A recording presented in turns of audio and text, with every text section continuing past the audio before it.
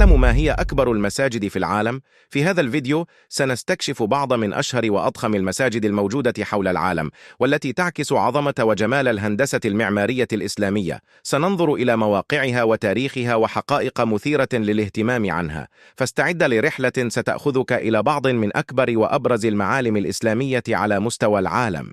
في المرتبة الأولى المسجد الحرام، هو أعظم مسجد في الإسلام، ويقع في قلب مدينة مكة غرب المملكة العربية السعودية.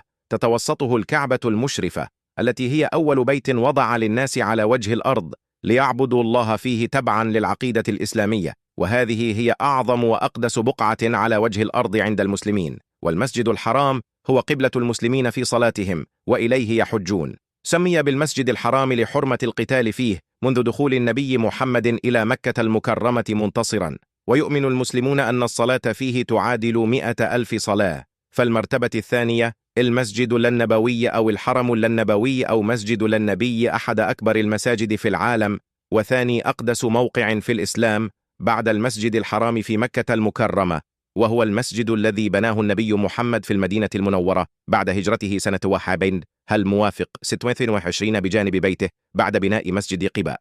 مر المسجد بعدة توسعات عبر التاريخ. المرتبة الثالثة مسجد الملك فيصل أو مسجد شاه فيصل، هو مسجد يقع في العاصمة الباكستانية إسلام آباد في باكستان، وهو من أكبر المساجد في العالم وأشهرها، ومعروف بضخامته وبهندسته العمرانية الفريدة.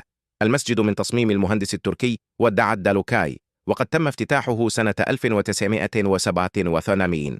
المرتبة الرابعة المسجد الأقصى، أحد أكبر مساجد العالم، وأحد المساجد الثلاثة التي يشد المسلمون الرحال إليها، كما قال نبي الإسلام محمد، وهو أيضا أول القبلتين في الإسلام.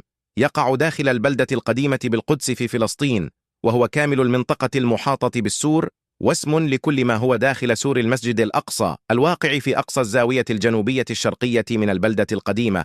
المرتبة الخامسة مسجد الاستقلال في إندونيسيا، ويعتبر المسجد الذي يقع في ساحة مارديكا في العاصمة الإندونيسية أحد أكبر المساجد في جنوب شرق آسيا بطرازه المعماري، حيث يتميز بتعدد طوابقه الضخمة وساحاته الخارجية الواسعة.